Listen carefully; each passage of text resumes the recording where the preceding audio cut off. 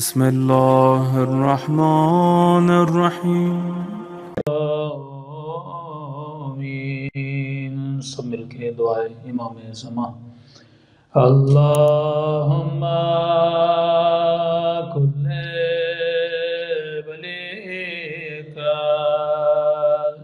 حجت بن الحسن صلواتک علیہ وعلی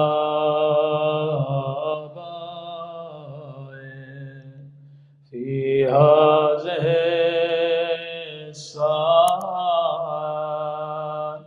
وفي كل وليا وحافظا وقائدا وناصرا ودليلا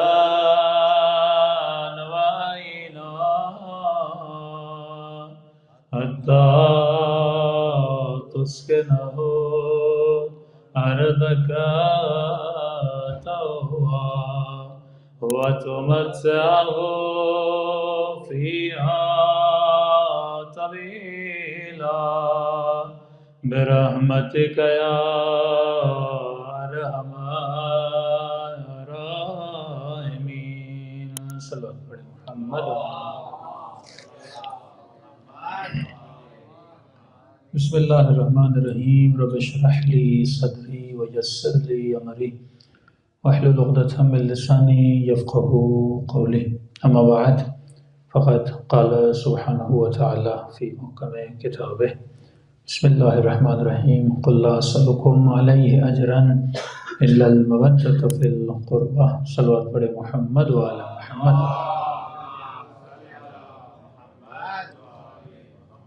دعا ہے پروردگار اعظم ہم سب کی عبادت اپنی بارگاہ میں قبول فرمائے، اور جس مقصد زندگی کی وجہ سے ان مجالس میں آتے ہیں خدا ان مقاصد میں بھی ہم سب کو کامیابی نصیب فرما دے.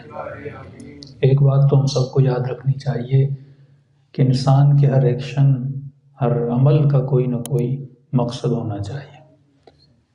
کہ آپ جب نماز پڑھتے ہیں، روزہ رکھتے ہیں، مجلس میں آتے ہیں تو نیت ایک ہی ہوتی ہے، قربتاً الی اللہ. چھوٹے سے چھوٹا بچہ بھی ہے، اسے پہلے نیت سکھائی جاتی ہے کہ ہم 2 رکعت نماز پڑھتا ہوں قربتاً الی اللہ، قرآن پڑھتا ہوں قربتاً الی اللہ، روزہ رکھتا ہوں قربتاً الی اللہ. تو ہر عمل کی جو ڈائریکشن ہے وہ یہ ہے کہ میں پروردگار عالم کا قرب حاصل کروں. سب سے بڑا جو گیپ ہے معرفت کے درمیان اور ہمارے درمیان کہ ہم دین لوگوں کو سمجھا نہیں پاتے، کیونکہ دین اگر ہم تک پہنچا تو کس صورت میں پہنچا. آج آپ مولا علی سے محبت کرتے ہیں، بحث بھی محبت کی چل رہی تھی 2 دن سے، کہ آپ مولا علی سے عشق کرتے ہیں، محبت کرتے ہیں، اور اس محبت کے نتیجے میں کیونکہ جس سے محبت کی جاتی ہے تو اس محبت کا نتیجہ یہ ہے کہ اگر وہ شخص غمگین ہے تو میں بھی غمگین ہوتا ہوں. یعنی ایک بچی ایک کتے سے محبت کرتی ہے تو اس کے زخم کو دیکھ کر وہ رونے لگتی ہے. ایک بلی سے کوئی محبت کرتا ہے تو اس کے غم کو دیکھ نہیں پاتا. تو یہاں تو انسانیت کی بات ہے کہ جب ہم کسی سے محبت کرتے ہیں تو اس کے غم میں غمگین ہوتے ہیں، جب ہم کسی سے محبت کرتے ہیں تو اس کی خوشی میں خوش ہوتے ہیں. اب آپ سب مولا علی سے محبت کرتے ہیں، لیکن سوال یہ ہے کہ اگر کسی سے محبت ہوتی ہے تو محبت ہوتی کیوں ہے؟ تو آپ کہیں کہ میں مولا علی سے محبت کرتا ہوں اور امت مسلمہ میں کچھ ایسے ہیں جو دشمن علی سے محبت کرتے ہیں.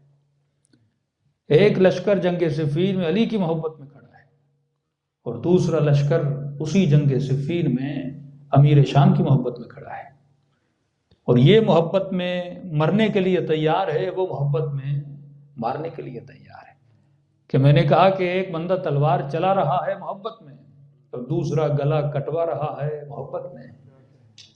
یہ تو سارا محبت کا چکر. لیکن سوال یہ ہے کہ غلط محبت اور صحیح محبت. تو انسان کو سوچنا چاہیے اگر میں کسی سے محبت کرتا ہوں تو کیوں کرتا ہوں.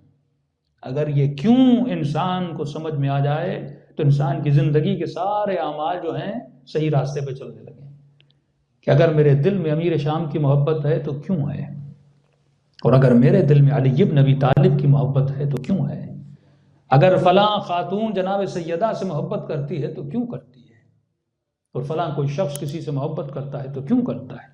آج آپ کا پورا معاشرہ محبتوں میں جکڑا ہوا ہے. آپ چھوٹے بچے سے پوچھیں گے نا، کسی کے دل میں اسپائڈر مین کی محبت ہے، کسی کے دل میں آئرن مین کی محبت ہے، کسی کے دل میں ٹام کروز کی محبت ہے، اور کسی کے دل میں جیمز بانڈ کی محبت ہے.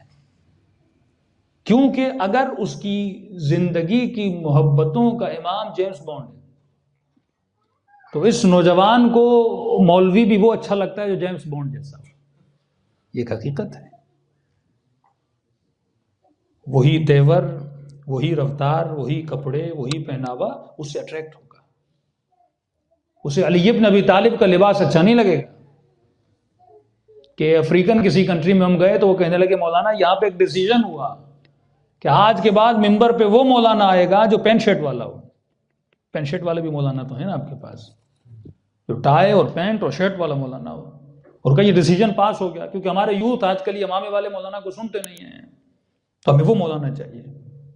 تو ایک غیرت مند وہاں جوان تھا، وہ کھڑا ہو گیا کہ اس کا مطلب اگر آپ نے یہ لا پاس کروا دیا کہ آج ممبر پہ وہ آئے گا جو تھوڑا بہت ماڈرن ہو اور پینٹ شرٹ والا ہو، تو اس کا مطلب کل امامہ زمانہ آئیں گے تو آپ کے مولا کو پڑھنے نہیں دیں گے. مولا تو اسی لباس میں آئیں گے جو بنو ہاشم کا لباس ہے.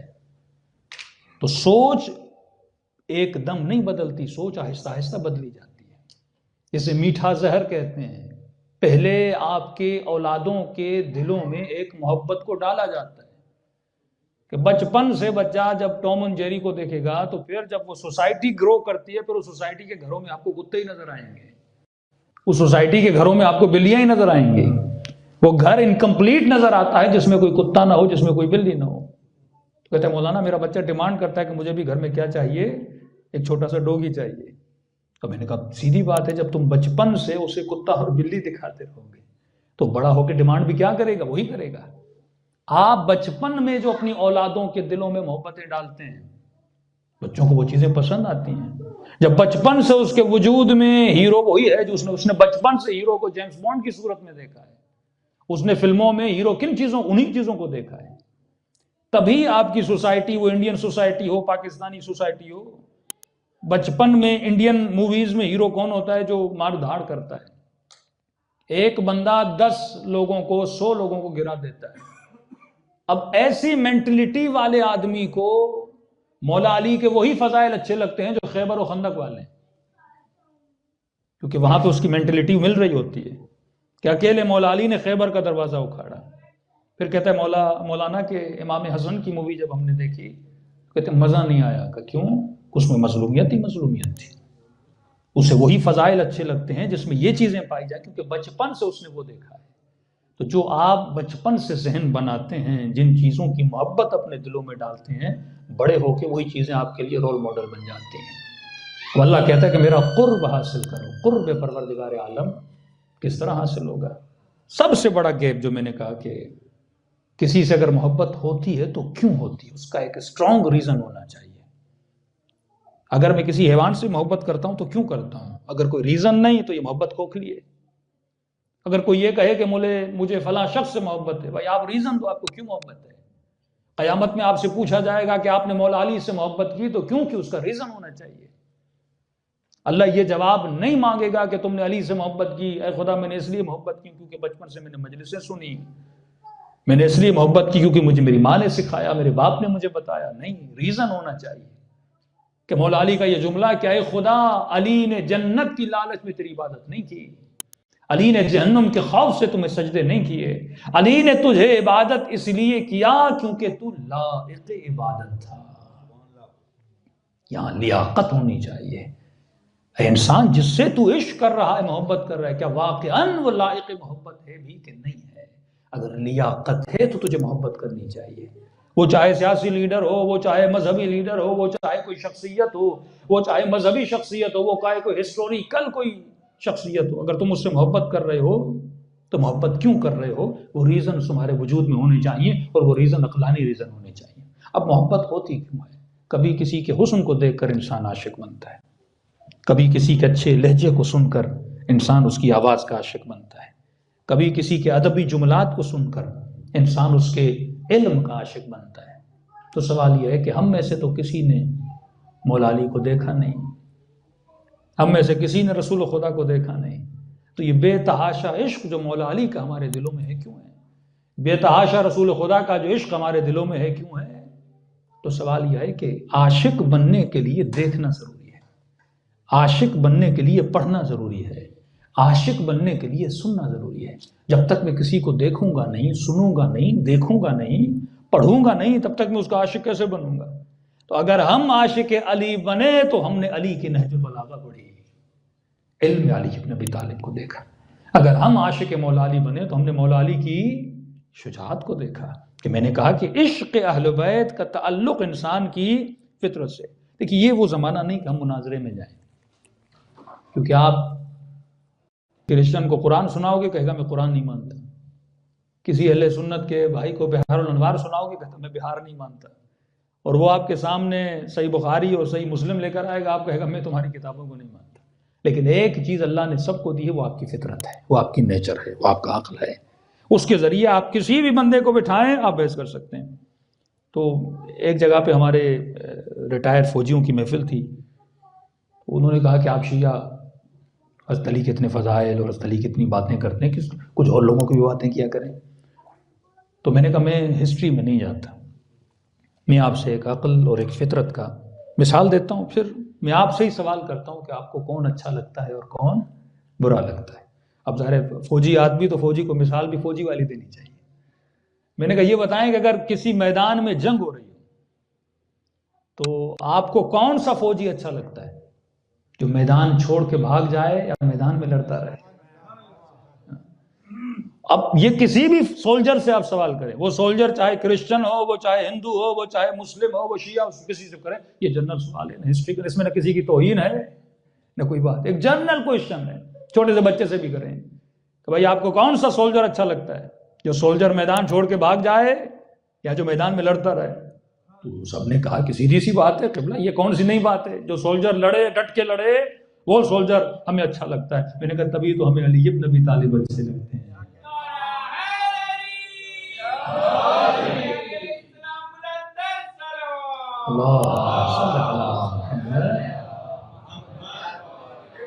بھائی مذہب کو جب تک عقل اور لاجک سے نہیں ملاؤ گے آپ کسی کو شیعہ نہیں بنا سکتے۔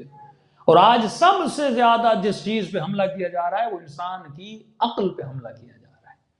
جب غرائز انسان کے ابھر کے آ جائیں گے اور عقل پہ غالب ہو جائیں گے، یہ کبھی بھی صحیح ڈیسیجن لینے میں کامیاب نہیں ہوگا۔ جنگ جمل کا یہ حال تھا کہ مسلمان وہ اونٹنی جس پہ نبی کی زوجہ بیٹھی تھی، اس اونٹنی کا فضلہ اٹھا کے تبرکن اس پہ لڑ رہے تھے کہ یہ میرا ہے، یہ تیرا ہے۔ جب تعصبات اس حد پہ آ جائیں تو انسان کی عقل زائل ہو جاتی ہے۔ بھائی تم کس سے کس وجہ سے محبت کر رہے ہو؟ محبت کا ریزن ہونا چاہیے اور اسٹرانگ ریزننگ ہونی چاہیے کہ اگر ہم علی ابن ابی طالب سے محبت کرتے ہیں کیونکہ ہمیں علی سے بڑا عالم نظر نہیں آتا، وہ یہ صرف دعویٰ نہیں ہے، یہ حقیقت ہے، مولا کے خطبے موجود ہیں۔ کسی بھی انسان کو پہچاننے کے لیے، جاننے کے لیے چند اسباب درکار ہوتا ہے۔ بھئی آپ کو جاننا ہے کہ عارف کا آدمی کیسے انسان ہے، یا آپ اس کے ساتھ رہیں یا اس کی گفتگو کو سنیں۔ کئی جو ہماری نئی جنریشن ہے وہ محمد علی جناح کو نہیں جانتی، قائد پاکستان کو نہیں جانتی، وہ جاننے کے لیے آج وہ ہمارے دسترس میں بھی نہیں ہے کہ ہم جا کے ملیں یا اس کے ساتھ رہیں۔ تو دوسرا راستہ یہ ہے کہ آپ اس کی کتابیں پڑھیں، آپ اس کی ہسٹوریکل مومنٹس کو ریڈ کریں، پھر پتہ چلے گا وہ شخصیت کیسی تھی۔ دو ہی ذریعے ہیں کسی کو جاننے کے لیے، تو جھگڑا ہی ختم ہے کہ اگر آپ کو جاننا ہے کسی شخصیت کو کس طرح تھی تو ہم کہتے ہیں کہ اگر علی ابن ابی طالب کو جاننا ہے تو ہم مولا علی کی نہج البلاغہ کو لاتے ہیں، اور آپ ہمیں بتائیے کہ امیر شام کتنا بڑا عالم تھا، آپ اس کی کوئی کتاب ہمارے سامنے لا کر کھڑی کر دیجئے۔ تو علم کے ذریعے محبت بڑھتی ہے۔ اگر ہم عاشق اہل بیت ہیں تو اہل بیت کا کردار، اہل بیت کی رفتار، اہل بیت کی دعائیں، عبادت کو دیکھنا ہے تو صحیفے سجادیہ کو دیکھو، علم کو دیکھنا ہے تو نہج بلاغہ کو دیکھو، کردار کو دیکھنا ہے تو مولا علی کی جنگوں کو دیکھو، اور یتیم پروری کو دیکھنا ہے تو کوفے کی اندھیری راتوں میں علی بن ابی طالب یتیموں کے گھروں کے دروازوں پہ نظر آتے ہیں۔ اب انسان مجبور ہے کہ عاشق اہل بیت بنے۔ اسی لیے مثلا ایک بندہ کسی گلاب کے باغ سے گزرے، خوبصورت پھول وہاں پہ لگے ہوں، اور وہ کہے کہ یہ مجھے گلاب کے پھول اچھے نہیں لگتے، تو دنیا کیا بولے گی کہ مسئلہ پھولوں میں ہے یا مسئلہ اس بندے میں ہے؟ جیسے گلاب کے پھول اچھے نہیں لگتے، کیوں گلاب کے پھول ہر کسی کو اچھے لگتے ہیں، ایک اچھی چیز ہر اچھے انسان کو اچھی لگتی ہے۔ تو بالکل علماء فرماتے اسی طرح اگر کسی کو علی اچھا نہ لگے تو مسئلہ علی بن ابی طالب میں نہیں ہے، مسئلہ اس بندے کی ذات کے اندر ہے۔ اور مثال دے دوں، قریب مثال، ایک کرونا کے دنوں میں اس کے سائیڈ ایفیکٹ کیا تھے؟ جو بولا جاتا ہے انسان کا ذائقہ ختم ہو جاتا تھا۔ اب بیوی نے بہترین کھانا بنایا، بہترین ڈش بنائی، لیکن یہ بولنے لگا کہ اس میں تو نمک ہی نہیں ہے۔ وہ میں نے نمک ڈالا، کہتے ہیں نمک ہے ہی نہیں، کھانا تو مجھے پھیکا لگ رہا ہے۔ ڈاکٹر کے پاس چلا گیا، ڈاکٹر صاحب بیوی کہہ رہی ہے میں نے کھانا اچھا بنایا ہے، نمک بھی ڈالا، لیکن مجھے نمک محسوس نہیں ہو رہا۔ تو ڈاکٹر کہے گا نمک کی نمکینی نہیں گئی، تیرے جو سینسز ہیں، تیری جو فطرت ہے اس میں تھوڑا بگاڑ پیدا ہو گیا ہے۔ تو اگر کسی کو علی اچھا نہ لگے تو مسئلہ علی میں نہیں ہے، بندے کی فطرت جب خراب ہو جائے تو کتنا بھی اہل بیت کو سنایا جائے اسے محسوس نہیں ہوتا، کیونکہ وہ سینسز ہی اس کے کیا ہو چکے ہیں، خراب ہو چکے ہیں۔ صلوات پڑھے محمد و آل محمد۔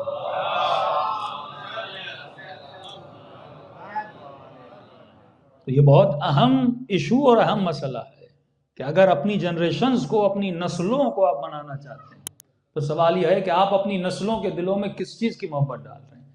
اہل بیت کی محبت صرف سال میں 10 دن محرم میں بچے کو لانے سے اس کے دل میں اہل بیت کی محبت پروان نہیں چڑھتی، جب تک آپ اس کی نیچر سے اہل بیت کو ملائیں گے نہیں، کہ ہر انسان عاشق کمال ہے، پرفیکشن کا عاشق ہے، اس کو پریکٹیکلی دکھائیں کہ واقعاً جو کائنات میں پرفیکٹ ہستیاں تھیں وہ کون تھیں؟ اہل بیت علیہ الصلوۃ والسلام تھی۔ مثلا مولا کے خطبے موجود ہیں، ایک ایسا خطبہ جس میں وداؤٹ نقطہ ہے، وداؤٹ ڈاٹ ہے، ایک ایسا خطبہ جس میں الف نہیں ہے، ایک ایسا خطبہ جس میں واو نہیں ہے، ایک پی ایچ ڈی پاس، یعنی بیوی نے بھی ادب میں پی ایچ ڈی کیا ہوا تھا، اور اس کا جو شوہر تھا اس نے بھی یعنی اردو ادب پڑھاتے تھے نا۔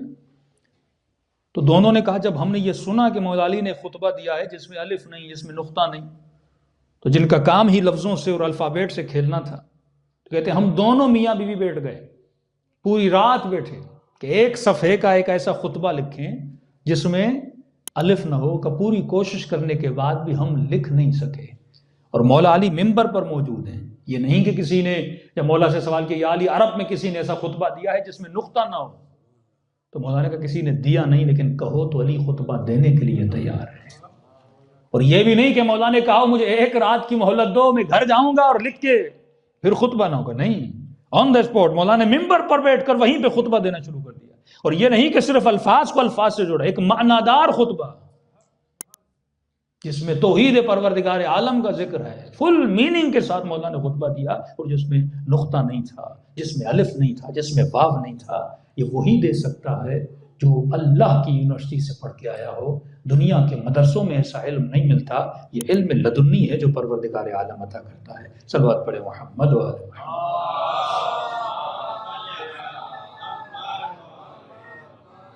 تو یہ جو کج روی ہماری سوسائٹیز میں پائی جاتی ہے، کیوں پائی جاتی ہے؟ کیونکہ ہم بچپن سے غلط محبتیں اپنے بچوں کے دلوں میں ڈالتے ہیں۔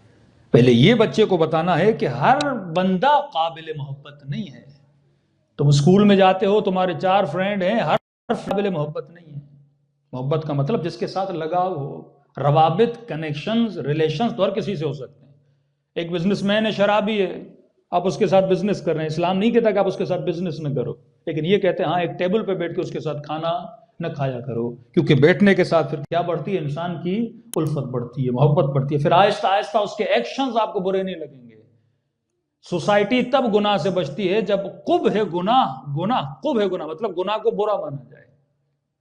جس سوسائٹی میں گناہ کو برا نہ مانا جائے، گناہ کو نارملائز کیا جائے، آہستہ آہستہ ایون پاکستان کی سوسائٹی میں بھی گناہ کو نارملائز کیا جا رہا ہے۔ مثلا پہلے انسان گھبراتا تھا کسی کو یہ بتاتے ہوئے کہ مثلا میرے کسی نامحرم خاتون کے ساتھ تعلقات ہیں، ڈرتا تھا۔ لیکن آج کا نوجوان یونیورسٹی میں اپنے دوستوں کے ساتھ فخریہ طور پہ بتاتا ہے میری 4 گرل فرینڈس ہیں، میرے 3 تعلقات، اور جس کی نہیں ہے وہ خود احساس کمتری میں جاتا ہے، کہتا میں نے تو کچھ کیا ہی نہیں، میں نے تو کچھ پایا ہی نہیں۔ وہ خود کو اس سے پیچھے سمجھتا ہے، یعنی ایسے کہ اس نے کوئی اچھی خوبی تھی جو اس کے پاس نہیں اور اس کے پاس ہے۔ کیوں؟ جب گناہ نارملائز ہو جائے، یہ انحطاط ہے، یہ معاشرے کا گرنا ہے۔ یہ آخری زمانے کی نشانیاں، امام زمانہ کے آنے سے پہلے یہ نشانیاں پائی جاتی ہیں کہ معاشرے میں گناہ کو گناہ نہیں سمجھا جائے گا، گناہ نارملائز ہو جائے گا، بد حجابی نارملائز ہو جائے گی۔ اب فرق نہیں ہے اس بات پر کہ بیٹی حجاب کرتی ہے کہ نہیں کرتی، اس کے لیے نارمل ہے۔ اور جو پرائیویسی کا کانسیپٹ ہے اسلام میں، والدین کے لیے اور بچوں کے درمیان کوئی پرائیویسی کا کانسیپٹ نہیں ہے۔ کسی نے کہا مولانا آپ اس کے مخالف ہیں، بچوں کو موبائل نہ دیا جائے۔ میں نے کہا نہیں، موبائل آپ دو، ٹیکنالوجی سے آپ بچوں کو روک نہیں سکتے، لیکن بچے کے ذہن میں یہ جو چیز ڈالی گئی ہے نا کہ تمہاری موبائل تمہاری پرائیویسی ہے، اٹ مینس کہ تمہاری موبائل کو تمہارا باپ چیک نہیں کر سکتا، تمہاری ماں چیک نہیں کر سکتی۔ ایسا کوئی کانسیپٹ اسلام میں نہیں ہے۔ موبائل دو، لیپ ٹاپ دو، لیکن جب باپ اس موبائل کو دیکھنا چاہے تو بچی کے ذہن میں یہ نہ ہو۔ جہاں پہ کھوٹ ہوتی ہے، جہاں پہ چوری ہوتی ہے، وہاں پہ انسان چھپاتا ہے، لیکن جہاں پہ ہر چیز سیکریٹس کوئی نہ ہو، میں اگر موبائل یوز کر رہا ہوں تو میرا باپ بھی اس موبائل کو دیکھ سکتا ہے، میری ماں اس موبائل کو دیکھ سکتی ہے۔ جب ہم اس کو پرائیویسی دے دیتے ہیں کہ یہ اپنے بند کمرے میں جو چاہے کرے، تو اس کیوں فرمائے ایک بند کمرے میں ایک محرم اور نامحرم بھی بیٹھ جائے تو تیسرا کون ہوتا ہے؟ شیطان ہوتا ہے۔ کیوں فرمائے ایک ینگ بچہ، ایک خود آپ بھی اکیلے کمرے میں سونا مکروہ ہے، کسی نہ کسی کو اپنے ساتھ رکھا کر کے جب آپ تنہائی میں چلے جاتے ہیں تو یہ بہترین موقع ہوتا ہے، شیطان آپ کو گمراہ کر سکتا ہے۔ تو سب سے پہلے اپنے اولادوں اور اپنے بچوں کی تنہائیوں کو گناہ سے بچائیں۔ جب وہ تنہائی میں چلے جاتے ہیں تو آپ کے اولاد کی تنہائی فل کنٹرول میں ہوتی ہے۔ کس کے؟ جس نے موبائل بنایا ہوا ہے، وہ اس کو چیزوں کو پرووائڈ کرتا ہے، کیونکہ یہ زمانہ وار آف انفارمیشن کا زمانہ ہے نا۔ جس کے پاس جتنا ڈیٹا ہے وہ کامیاب ہے۔ سوال یہ ہے کہ میں نے اپنی نسلوں کے لیے کتنا ڈیٹا بنایا؟ مجلس کا ڈیٹا انف نہیں ہے، سال میں 10 مجلسیں آپ کا بچہ سنتا ہے، یہ انف نہیں ہے۔ اور خود ڈیٹا دینے کی جو شکلیں ہیں وہ آج بدل چکی ہیں۔ وہ اپنے بچوں کی نسلوں کے لیے تقریریں نہیں کرتے، اسپیچز نہیں دیتے، اس کے لیے فلم بناتے ہیں، اس کے لیے مووی بناتے ہیں۔ ہر مزاج کے لیے انہوں نے ڈیٹا بنایا ہوا ہے۔ ینگ بچہ ہے، اس کو کیا پسند ہے؟ کسی کو ایکشن پسند ہے، ایکشن کی موویز بنائی ہوئی ہیں، کسی کے لیے ہارر موویز بنائی ہوئی ہیں۔ چھوٹا بچہ ہے، اس کو کارٹون پسند ہے، اس کے لیے کارٹون بنائے ہوئے ہیں۔ جو بوڑھے لوگ ہیں ان کو جو پسند ان کے لیے وہ بنایا ہوا ہے۔ آپ کی خواتین جو گھر میں ہیں، کسی کو کوکنگ پسند ہے، صبح سے شام تک کیا کوک کرنا ہے، اب وہ کوکنگ کرتی نہیں ہے لیکن دیکھتی بہت ہیں جو ان کو پسند ہے۔ کسی کو میک اپ کرنا پسند ہے، اس کی موویز رکھی ہوئی ہیں۔ کوئی بھی ایسا اسپیس نہیں ہے، کوئی بھی ایسا گیپ نہیں ہے جس کو انہوں نے کیا۔ لیکن سوال یہ ہے کہ جو میری اولادوں کی زندگی میں گیپس ہیں، میں نے اس کو کتنا فل کیا ہے۔ یہ چھوٹا بچہ، اس کو کارٹون پسند ہے، میں نے کتنے اسلامک کارٹونز بنائے۔ یہ جوان ہے، میں اس کو مووی سے، فلم سے دور کر سکتا ہوں؟ کیا میں اسے یہ بول دوں کہ ڈرامہ نہ دیکھو، بین ہو؟ تو وہ کیا دیکھے؟ جب اس کے دوست ڈرامے دیکھتے ہیں تو آپ نے اپنی اولادوں کے لیے کتنے ڈرامے بنائے؟ آپ نے فلم انڈسٹری میں کتنی محنت کی؟ آپ نے ڈرامہ انڈسٹری میں کتنی محنت کی؟ ہم نے کوئی محنت نہیں کی۔ ہمارے بچے جب ہمارے ہاتھوں سے نکل گئے، آج ہم سوچ رہے ہیں کہ کاش ہم کچھ کرتے ہیں۔ انقلاب اسلامی کے آنے کے بعد فلم انڈسٹری کو بہت کام ہوا۔ آج شیعہ بچہ، وہ انڈیا میں ہو، پاکستان میں ہو، آپ کی سوسائٹی میں ہو، آج اگر کوئی نوجوان یہ کہتا ہے میں جناب مختار کو جانتا ہوں، تو کسی نے جناب مختار کی کتاب پڑھی تھی؟ ہم سب نے جناب مختار کو مختار کی فلم سے جانا، کیونکہ ہنڈریڈز آف بکس، آپ ایک مووی میں اٹریکشن ہوتی ہے، بندہ دیکھتا ہے، بچہ بھی دیکھے گا، جوان بھی دیکھے، اس میں اٹریکشن ہوتی ہے۔ کسی چیز کو کنوے کرنے کے ایزیسٹ جو راستے ہیں، سب سے آسان راستے ہیں، وہ روٹس کو اختیار کرتے ہیں، بناتے ہیں، اور بہت آسانی سے آپ کی اولادوں تک وہ اپروچ کو پیدا کرتے ہیں۔ لیکن میں نے کیا کیا؟ ہمارے وہی پرانے فارمولاز کہ مجھے مدرسہ بنانا ہے، ایک بلڈنگ بناؤ گے، بلڈنگ میں کتنے لوگ آئیں گے؟ 50 لوگ آ جائیں گے، اس علاقے کے لوگ آئیں گے۔ لیکن انہوں نے بلڈنگز نہیں بنائی، انہوں نے موویز بنائی۔ انہوں نے کہا ہم آپ کے ملکوں کو چھوڑ کے تو جا رہے ہیں، لیکن آپ کے اسکولوں میں اپنا سلیبس چھوڑ کے جائیں گے۔ ہم نہیں ہوں گے لیکن آپ کا بچہ وہی پڑھے گا جو ہم اسے پڑھانا چاہیں گے۔ ہم نہیں ہوں گے لیکن آپ کا بچہ وہی دیکھے گا جو ہم اسے دکھانا چاہیں گے تو یہ وہ میدان تھے. امام زمانہ اگر نہیں آتے تو اس لیے نہیں آتے کیونکہ جب تک ان گیپس کو ہماری قوم فل نہیں کرے گی. ہم انویسٹ تو کرتے ہیں لیکن ایسی چیزوں پہ انویسٹ کرتے ہیں جس کا کوئی فائدہ نہیں ہے. وہ اسکول اور یونیورسٹی بناتے ہیں, ورچوئل یونیورسٹیز بناتے ہیں, دنیا کے کسی بھی کونے میں بیٹھ کے بندہ پڑھ سکتا ہے, لیکن ہم بلڈنگز پہ ابھی تک انویسٹ کر رہے ہیں. تو جب تک صحیح محبتوں کو صحیح سمت میں, صحیح انتخاب اور صحیح سلیکشن میں نہیں آئیں گے تب تک قوموں کی ترقی نہیں ہوگی. صلوات پڑھے محمد و آل محمد. ہدف یہ ہے کہ یہ بچہ قرآن سمجھے. اب کس راستے سے سمجھے, وہ ایزیسٹ وے جو بھی ہو, جو آسان ترین راستہ ہو. کیا میں اس کو مسجد میں لا کے قرآن پڑھاؤں, یا میں ایک ایسا قرآن بناؤں کہ اس کے موبائل میں بھی ہو, اس کے ٹیبلٹ میں بھی ہو, اس کے گھر میں بھی ہو, اس کو ایزی اپروچ ہو اس کی قرآن تک. جب تک وہ ایزی اپروچ اس بچے کے لیے مہیا نہیں کروں گا تب تک اس بچے کے دل میں قرآن کی محبت نہیں جائے گی. رہی بات جو سب سے بڑا گیپ کہ ہم نے مولا علی کو دیکھا نہیں, ہم نے مولا کو پہچانا مولا کے لفظوں سے, اس میں کل بحث کروں گا. ہم نے خدا کو دیکھا نہیں لیکن ہم نے خدا کو سنا. کس کے ذریعے سے؟ لفظ کے ذریعے سے. انسان کے ساتھ اپنا کنیکشن کریٹ کرتا ہے. کس کے ذریعے سے؟ لفظوں کے ذریعے سے. آپ آج میری باتوں کو سمجھ رہے ہیں میرے لفظوں کے ذریعے سے. اگر کسی کو اردو نہیں آتی, میں یہاں پہ 4 گھنٹہ بولتا رہوں, وہ میری باتوں کو سمجھے گا نہیں. لفظ میں بڑا پاور ہے. لفظ آپ کے ذہن میں تصورات کو پیدا کرتا ہے. ایک آسان سی مثال, میں کہتا ہوں کربلا, ذہن کہاں گیا؟ فوراً کربلا منتقل ہو گیا. لفظ میں اتنا پاور ہے, وہ ودن سیکنڈز آپ کے ذہن کو کربلا تک لے کر جاتا ہے. میں کہتا ہوں نجف, آپ کا ذہن کہاں پر چلا گیا؟ فوراً آپ کا ذہن فلائی کرتا ہے نجف کی طرف. ودن سیکنڈز, 1 ملی سیکنڈ بھی نہیں لگتا, آپ کا ذہن فوراً کربلا منتقل ہو جاتا ہے. اب سمجھ میں آیا کہ دائم الذکر رہنے کا فائدہ کیا ہے, کہ مومنوں کی نشانی میں سے وہ ہمیشہ اللہ کے ذکر میں رہتے. کیوں؟ کیونکہ یہ لفظ آپ کے ذہن کو ایک جگہ پہ روکی. سب سے بڑی میڈیٹیشن ہے کہ جو آپ لیتے ہو وہ لفظ آپ کے ذہن کو اسی جگہ پہ فریز کر دیتا ہے.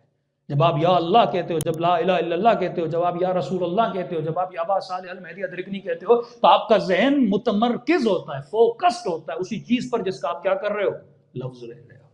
اور اگر غلط الفاظ آپ کے بچوں کے, آپ کے ذہنوں میں, آپ کے کانوں میں پڑ رہے ہیں, ذہن کہاں جاتا ہے؟ اسلام نے گانے کو حرام کیوں کیا؟ کئی لوگ کہتے ہیں مولانا میوزک میں کیا ہے؟ ہاں, اسلامک میوزک کے نام سے بھی چیزیں بن رہی ہیں. مولانا یہ تو اسلامک میوزک کیا ہوتا ہے؟ سوال یہ ہے آپ کا ذہن کہاں جا رہا ہے. تو مراجع نے فتویٰ دیا کہ وہ میوزک جو لہو و لعب میں مبتلا کرے, وہ میوزک جو انسان کی ایک حالت کو متغیر کرے. مثلا آپ کا موڈ بہت اچھا ہے لیکن ایسا گانا آپ نے چلایا آپ رونے لگے, یہ بھی ایک نشہ ہے نا, کہ اس نے آپ کے اندر تبدیلی لائی. جس طرح شراب آپ کے اندر تبدیلی لاتا ہے. کہ مولانا میں غم زدہ ہوتا ہوں, میوزک سنتا ہوں, خوش ہونے لگتا ہوں. کون سی چیز تجھے خوش کر رہی ہے؟ خوشی کا کوئی اسٹرانگ اور عقلانی ریزن ہونا چاہیے. ایک گانا تجھے خوش کر رہا ہے اور ایک گانا تجھے غمگین کر رہا ہے. ایسے تو کئی خواتین ہیں جو ٹی وی دیکھتی ہیں, ڈراموں پہ دن رات روتی رہتی, لیکن وہ رونا فیکنس والا رونا ہے نا, وہ جھوٹی کا رونا ہے نا. اسے پتا بھی ہے جو ایکٹر مرا ہے یہ سچ میں نہیں مرا, یہ جھوٹی کا مرا, اگلی فلم میں پھر زندہ ہو جائے گا. لیکن کیونکہ انسان کے احساسات ہیں, ایموشنز ہیں, ایک غمزدہ سین کو دیکھتا ہے انسان رونے لگتا ہے, لیکن وہ رونا جھوٹی کا ہے. اس آنسو میں کوئی اجر نہیں ملتا, اس آنسو کا کوئی اللہ بدلہ نہیں دیتا, کہ اس کے پیچھے عقلانیت نہیں ہے. لیکن ایک آنسو غم حسین میں بہایا جائے, فرمایا جہنم کی آگ کو بجھانے کی قابلیت رکھتا ہے. کیوں؟ کیونکہ اس کے پیچھے عقلانیت ہے, اس کے پیچھے ریزن ہے, اس کے پیچھے ایک اسٹرانگ وجہ ہے. تو سب سے پہلے جب تک عقلانیت ہمارے ایکشنز میں نہیں آئے گی, ہمارے اعمال میں نہیں آئے گی, ہمارے رفتار میں نہیں آئے گی, ہمارے کردار میں نہیں آئے گی, تب تک اس حقیقی معرفت تک ہم پہنچ نہیں سکتے. تو لفظ بہت اسٹرانگ ہوتا ہے. تو جب تک ہم لفظ کو نہیں سمجھیں گے تب تک ہم دین کو نہیں سمجھیں گے. لینگویج بڑی اہم ہوتی ہے. آپ کا بچہ اگر عربک نہیں سمجھتا وہ قرآن کیسے سمجھے گا؟ کوئی چھوٹی سی مجلس, 2 لوگ آپس میں کنورسیشن نہیں کر سکتے جب تک ان کو لینگویج نہ آئے. تو اللہ کے درمیان اور میرے درمیان جو ربط ہے, مولا علی کے درمیان اور میرے درمیان جو ربط ہے, وہ الفاظ کا ربط ہے. میں مولا کو پہچانوں گا نہج البلاغہ کے لفظوں سے, میں اللہ کو پہچانوں گا قرآن کے لفظوں سے. اب ایک ہی لفظ ہے, من کنت مولا فہذا علی مولا. شیعہ بھی مانتا ہے, سنی بھی مانتا ہے, طارق جمیل بھی کہتا ہے بھئی ہم بھی علی کو آج کے بعد مولا علی کہاں کرو. لیکن ایک ہی لفظ ہے، اس لفظ سے کوئی مولا علی کو رسول کا پہلا جانشین مان رہا ہے، اور اسی لفظ سے پوری امت مسلمہ علی ابن ابی طالب کو چوتھا خلیفہ مان رہی ہے۔ تو لفظ کے اگر معنی بدل جائیں تو انسان کا عقیدہ بدل جاتا ہے۔ تو صحیح لفظ کی صحیح معنی تب آئے گی جب انسان اس لینگویج کو سیکھے گا، ان مفاہیم کو سمجھے گا اور اپنی عقل کو استعمال کرے گا۔ صلوات پڑھے محمد وعلی۔ کیونکہ لفظ کی بحث کافی لمبی بحث ہے، انشاءاللہ اس میں ہم کل آئیں گے کیونکہ بحث ضائع نہ ہو جائے، لیکن محبت پہ فوکس رکھیے کہ صحیح محبت، اور وہ محبت جو عقلانی محبت ہے۔ کسی انسان کو گاڑی سے بھی محبت ہو جاتی، کئی ایسے نوجوانوں کے کیسز ہم نے سنے، کسی خاتون سے محبت ہو گئی اور اس محبت اس نے خودکشی کر لی۔ لیکن ایک محبت وہ ہے جس میں انسان اپنی جان تو دیتا ہے لیکن راہ خدا میں جان دیتا ہے۔ ایک محبت خدا کی محبت ہے کہ بی بی زینب کو اپنی چادر سے محبت نہیں تھی، کہ مولا حسین کو علی اکبر سے محبت نہیں تھی، کہ بی بی ام فروہ کو جناب قاسم سے محبت نہیں تھی۔ ایک غیر مسلم خاتون نے کہا کہ مولانا مجھے نہیں لگتا کہ کربلا کی ماں کو اپنے بچوں سے محبت تھی۔ میں نے کہا کیوں؟ کہ ہم تو پوری رات جاگتی ہیں تاکہ بچہ صحیح رہے، ماں کہتی ہے میں بھوکھی رہوں لیکن میرے بچے کا پیٹ بھرا رہے۔ کہ میں کربلا کا واقعہ سمجھ کے مجھے سمجھ نہیں آتی یہ کیسی مائیں تھی، جس ماں کو پتا ہے میرے 14 سال کا کڑیل جوان ہے، جس کے بدن پہ ذرا بھی نہیں آ رہی، اور جسے پتا ہے اگر یہ میدان میں جائے گا تو صحیح سالم واپس نہیں آئے گا۔ کہ یہ کیسی ماں ہے جس نے اپنے بچے کو تیروں اور تلواروں اور نیزوں کے سائے میں بھیج دیا، جبکہ علم بھی تھا یہ بچہ صحیح سالم نہیں آئے گا۔ میں نے کہا کیوں؟ کہ تم نے فلسفہ محبت کو سمجھا نہیں۔ ہاں ام فروہ کو قاسم سے محبت تھی پر حسین سے مودت تھی۔ یہ وہ چیز ہے جو رسول نے ہم سے مانگی ہے۔ اپنے اولادوں سے محبت کرو، اپنے گھر سے محبت کرو، اپنی گاڑی، اپنی زبان، اپنے وطن سے محبت کرو، لیکن کہا کہ میری آل سے محبت نہیں، میری آل سے مودت کرنی ہے۔ جہاں پہ ہر شے قربان ہو جائے اسے کربلا کہتے ہیں، جہاں پہ اکبر قربان ہو جائے۔ امام حسین سے پوچھو گے نا کہ آقا حسین کیا آپ کو علی اکبر سے محبت نہیں؟ مولا فرمائے کہ مجھے اکبر سے محبت ہے پر خدا سے مودت ہے۔ تاریخ نے بڑے عجیب جملے لکھے، فرمایا آپ روزے کی حالت میں ہیں، مکروہ ہے کسی بھوکے کے سامنے آدمی کھانا کھائے، کسی پیاسے کے سامنے آدمی پانی پیے، لیکن تاریخ لکھتی ہے کہ یہ لٹا ہوا قافلہ ابن زیاد کی دربار میں گیا، 3 دن کی پیاس ہے، کئی دنوں کی بھوک ہے۔ لکھنے والا لکھتا ہے یہ ملعون سفرہ بچھا کے بیٹھا تھا اور کھانے کے لقمے اٹھا اٹھا کر کھا رہا تھا۔ ننھی سی 4 سالہ سکینہ یہ منظر دیکھ رہی تھی، جس بچی نے اتنے دنوں سے کچھ کھایا نہیں، پانی پیا نہیں۔ یہ عالم تھا اہل بیت رسول کے سامنے، اور یہ نہیں کہ صرف سفرہ لگا تھا، کھانا بھی کھا رہا تھا، اور کٹی ہوئی گردنیں اس کے سفرے کے سامنے پڑی ہوئی تھی، لقمے چباتا جا رہا تھا اور اپنے سپاہیوں سے پوچھ رہا تھا یہ کس کا سر ہے؟ کسی نے کہا کہ امیر یہ عباس کا سر ہے، پھر کہا کہ یہ کس کا سر ہے؟ پھر کہا کہ امیر یہ اون محمد کا سر ہے، پھر کہا کہ یہ کس کا سر ہے؟ کہ امیر یہ قاسم کا سر ہے۔ ایک مرتبہ اس کی نگاہ ایک سر پر پڑی، کہتے ہیں زیاد نے لقمے کو روک لیا، کہا کہ یہ کس کا سر ہے؟ کہ امیر یہ حسین کا بیٹا علی اکبر کا سر ہے۔ کہتے ہیں جیسے ابن زیاد نے سنا لقمے کو سفرے پہ رکھا، کہ یہ بتا تجھے کس نے کہا تھا کہ حسین کو قتل کرو؟ کہ امیر آپ کا ہی حکم تھا کہ حسین کو قتل کرنا ہے۔ کہ واللہ اگر پتہ ہوتا اتنا خوبصورت بیٹا ہے، اتنا حسین بیٹا ہے، میں کبھی حسین کے قتل کا فتویٰ نہ دیتا۔ کہ امیر کیوں؟ کہ جس کا اتنا حسین بیٹا ہو اسے مارنے کی ضرورت نہیں پڑتی، وہ اس کٹی ہوئی گردن کو دیکھتا اور خود ہی مر جاتا۔ اس لیے فرماتے ہیں کہ ایک آنسو اگر مچھر کے پر کے برابر بھی حسین کے غم میں بہایا جائے، روزے کی حالت میں ہو، اور خدا دعا کو رد نہیں کرتا۔ دلوں کو کربلا لے جاؤ اور سلام کرو اپنے آقا کی مظلومیت۔ السلام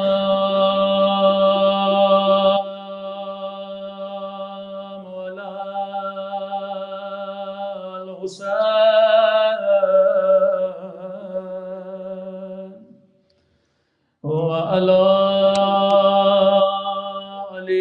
ابن الحسین وعلى أولاد الحسين میرا سلام ہو علی اکبر کے چلنی سینے پہ میرا سلام ہو سکینہ کے زخمی رخساروں پہ امام زمانہ فرماتے مومن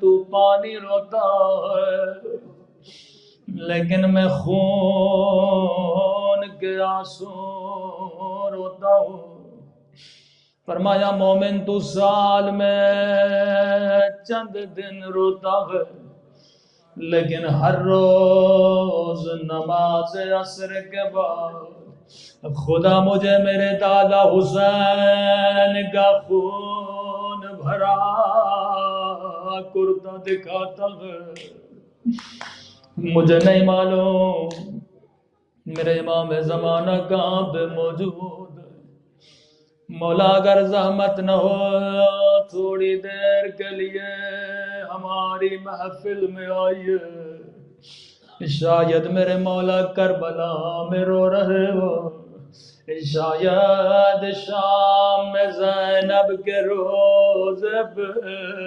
رو رہے ہو لیکن میرا دل کرتا ہے آج کی شام مولا جنت البقیع میں ہوں گے ٹوٹی ہوئی قبر زہرا پہ رو رہے ہوں گے مجھے نہیں معلوم رو رو کے کون سی دعا کر رہے ہوں گے شاید رو کے کہہ رہے ہوں اماں زہرا دعا کرو ماں کی دعا بچے کے حق میں قبول ہوتی ہے اماں زہرا دعا کرو میرا ظہور ہو تاکہ میں اس ظالم سے بدلا لوں جس نے میری پھوپھی زینب کی چادر چھینی تھی اماں زہرا دعا کرو میرا ظہور ہو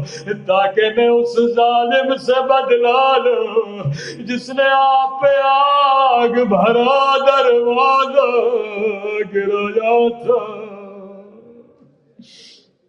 الا لعنت اللہ علی القوم الظالمین پروردگار سیدہ زہرا کی ٹوٹی ہوئی پسلیوں کا واسطہ ہمارے مولا اور آپ امام زمانہ کا ظہور فرما سیدہ زینب کی لٹی ہوئی چادر کا واسطہ ان آنکھوں کو امام زمانہ کی زیارت نصیب فرما اے خدا یہ عبادت یہ روزے یہ نمازیں اپنی بارگاہ عالی میں قبول فرما قبر کی پہلی رات امام حسین کی شفاعت نصیب فرما پروردگارا جو مانگا نہیں مانگا اپنے خزانے قدرت سے ہم سب کو عطا فرما ربنا تقبل منا انک انت السمیع العلیم